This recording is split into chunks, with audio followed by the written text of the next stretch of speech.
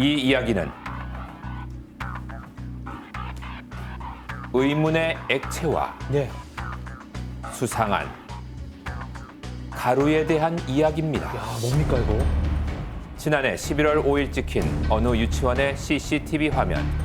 교사가 복도로 걸어 들어오더니 급식통 뚜껑을 엽니다. 곧이어 통 안에 무언가를 집어넣는 모습이 포착됐는데요. 자세히 보니 가루 같은 것을 뿌리고 손을 털기까지 합니다. 잠시 후 자리를 옮겨 국통에도 수상한 가루를 집어넣는데요. 도대체 이 교사는 아이들이 먹는 급식에 무엇을 넣는 걸까요? 이 수상한 가루가 들어간 급식을 먹은 아이들은 심한 복통을 호소했습니다. 피해 아동의 학부모를 만나 직접 이야기를 들어봤는데요. 잘 시간도 아닌데 들어와서 머리가 아프고 배가 아프고 기분이 이상해 엄마 그러면서 이렇게 누워가지고 제 손을 꼭 잡고 있더라고요. 이 수상한 급식을 먹은 아이들은 복통뿐만 아니라 다른 이상 증상을 호소하기도 했습니다. 피부에 두드러기가 나기 시작한 겁니다. 뭡니까 이거? 뭘 넣은 거야? 유통기한이 지난 걸 내가 먹였나 실수로? 아니면 음식을 해놓은 게 좀 상했나? 집에 내가 잘못 먹였나? 그런 생각을 했지. 유치원에서 교사가 그래서 이렇게 됐을 거란 저는 생각을 못했죠. 그런데 이런 증상을 보인 아이들은 한두 명이 아니었습니다. 예, 급식을 먹은 대다수의 아이들에게서 피부 질환이 나타난 것. 공통적이군요. 다 비슷하네요. 이와 더불어 복통, 어지럼증을 앓는 등 증세가 심했던 아이들의 경우 알레르기 수치가 무려 14배까지 치솟기도 했습니다.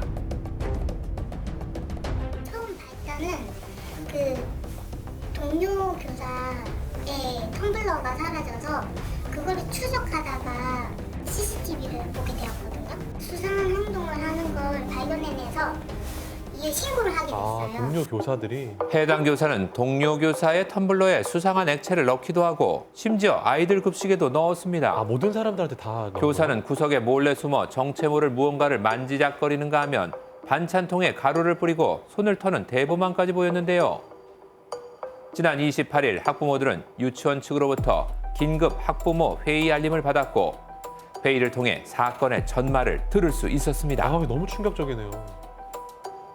그분 책상 서랍에서 약통이 발견이 됐고 약병 8개를 이제 수거해 가셔서 이제 국가수에 의뢰를 했다고 얘기를 들었었거든요. 국립과학수사연구원이 교사의 약통에 들어있는 성분을 분석한 결과 세제. 모기 기피제와 계면 활성제 성분이 검출됐습니다. 세제랑 모기약 뭐지? 교사는 대체 왜 이런 물질을 급식에 넣은 걸까요? 피해 아동의 학부모들은 교사가 아이들의 급식에 이 유해 물질을 넣으면서 직접 손으로 섞었다고 주장합니다. 이 사실을 전혀 모르는 아이들은 급식을 먹었는데요. 예. 모기들의 이런 일이- 신경을 마비시킨 거예요. 그래서 우리가 모기를 덜 물게 하는 거죠.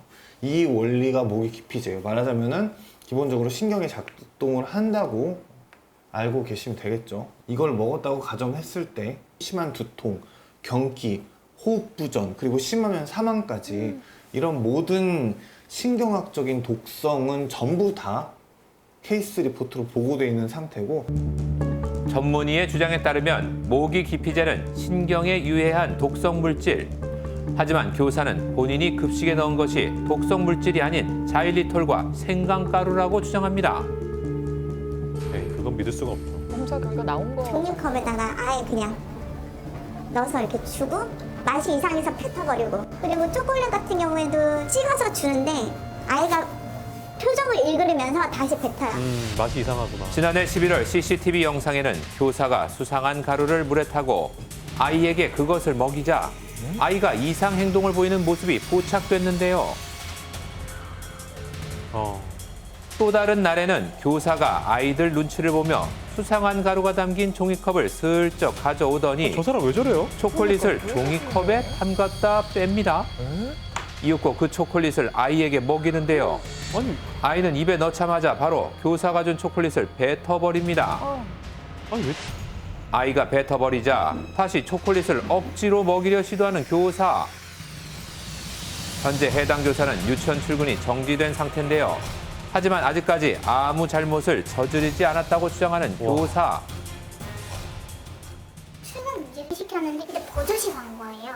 때마침 이제 당직 선생님이 계셔가지고 이제 뭐 맡기는 했다고 하는데 있을 수도 없는 일이죠. 야. 어떻게 선생님이란 사람이 그런 걸 할 수 있을까요? 저는 그 이해 자체도 못하고. 아무도 이해가 안 가는 상황이죠. 지난 2일 해당 유치원에서는 교사가 경찰 조사 직후에도 유치원에 나와 아이들 수업을 진행한 점, 또 이 사실을 학부모들에게 제대로 알리지 않은 사실에 대해 공개 사과문을 발표했는데요. 현재 이 사건은 검찰에서 구속영장이 반려돼 경찰 보강 수사 중이라고 합니다. 보강수사가 필요하다 한 만큼 이제 구속에 대한 요건들은 어려우니까 수사 진행 사항이나 이런 내용들은 사실은 진행 중인 내용이고 그렇기 때문에 저희가 알려드리기는 어렵고요. 또한 교사는 지금까지도 경찰이 제시한 본인의 혐의 자체를 모두 부인하고 있습니다. 아이들 급식에 유해 물질을 일절 넣지 않았다 주장하며 교육청이 내린 직위 해제 처분 역시 받아들일 수 없다는 입장인데요. 교사는 직위해제를 취소해달라고 청구한 사람이잖아요.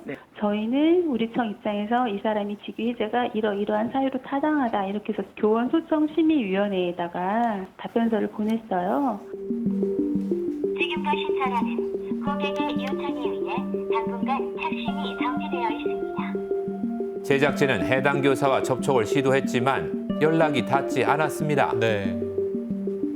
저희는 이제 아이가 크면서 아프면 지금 이 일과 분명히 연관돼서 생각을 하게 될 아무래도 거예요. 부모 입장에서 차라리 아이들한테 어느 걸 넣었으며 얼마나 넣었으며 언제부터 넣었는지를 알면 치료를 받아서 이제 저희는 그냥 저희 아이가 더 이상 안 아팠으면 좋겠는 거예요. 향후 철저한 수사가 이루어져 아무 잘못 없는 아이들이 더 이상 고통받지 않길 바랍니다. 서울의 한 아파트. 벌써 석 달째 이곳에서 이상한 일이 벌어지고 있다는데요. 굉장히 심한 냄새가 났어요. 화학약품을 온 집에 들이부은 것 같이 향이 너무 강해서 코가 너무 따가웠고 한눈에 보기에도 심각해 보이는 피부 상태.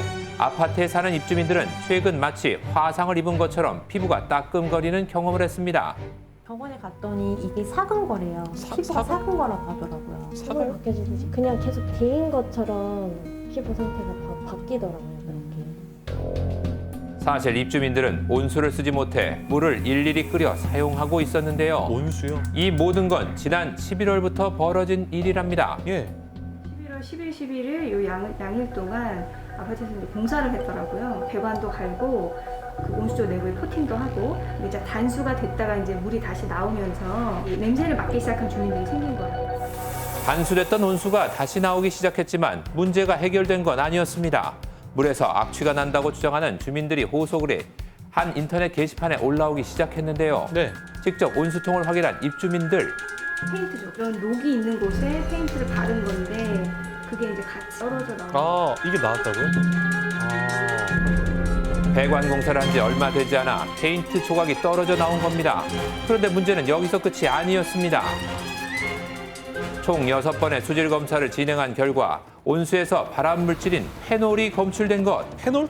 그중 한 온수통에서는 기준치인 0.005보다 무려 8배인 리터당 0.039mg의 페놀이 검출됐는데요.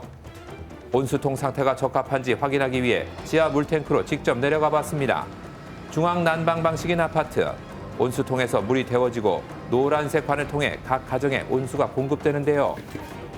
그렇다면 온수통 안의 상태는 어떨까요? 놀랍게도 온수통 안은 군데군데 균열이 일어나고 녹이 슬어 엉망인 상태였습니다. 아, 보수를 했다고 들었는데.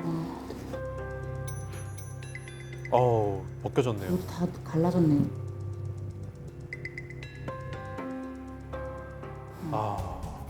면장갑을 낀 손으로 온수 탱크 내부를 아이고. 만져보자 녹이 그대로 묻어나옵니다. 네. 벽이 벗겨지고 갈라져 녹이 흐르는 온수통 내부. 이 안에서 발생된 페놀은 도대체 어떤 물질인 걸까요?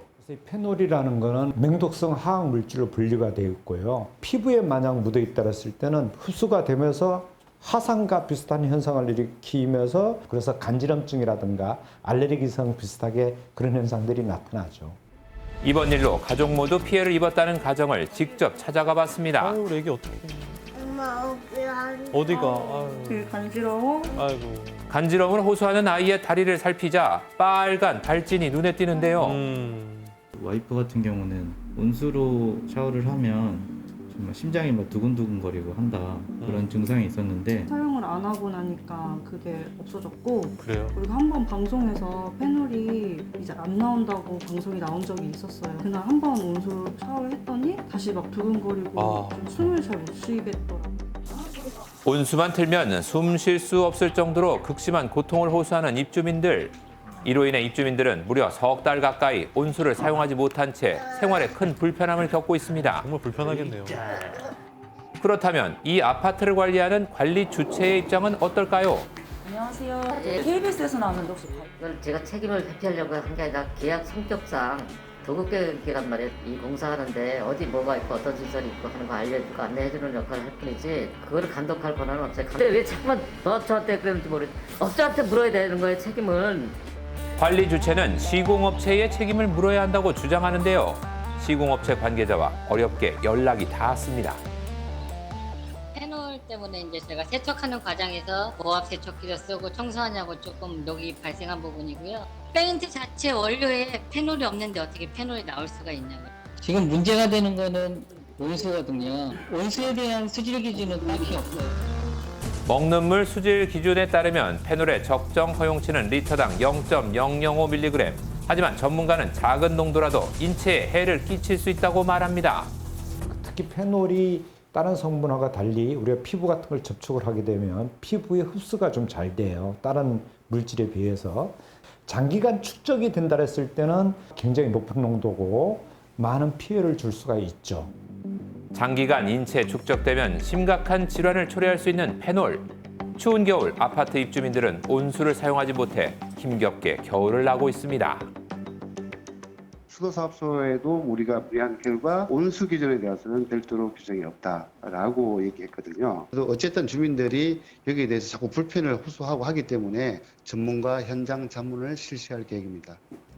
10일인 바로 오늘 지자체 측은 전문가와 기술사를 현장에 파견해 자문을 구할 계획인데요.